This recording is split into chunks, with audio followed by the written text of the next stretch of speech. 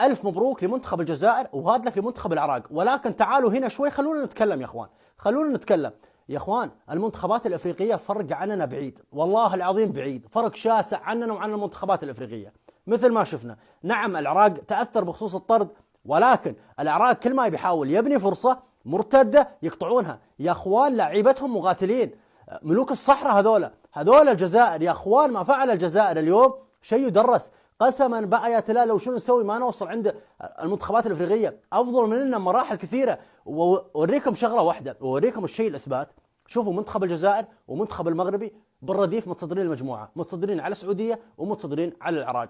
يا اخوان والله منتخبات قويه، انا عجزت ولا اتكلم واقول لها منتخبات قويه ومنتخبات صعبه. اما بولبينا هذا، منو هذا بولبينا يا اهل الجزائر؟ يا اهل الجزائر بولبينا هذا والله كوتينيو والله نيمار. يا اخوان، يا اخوان المنتخبات الافريقيه جد جد قويه.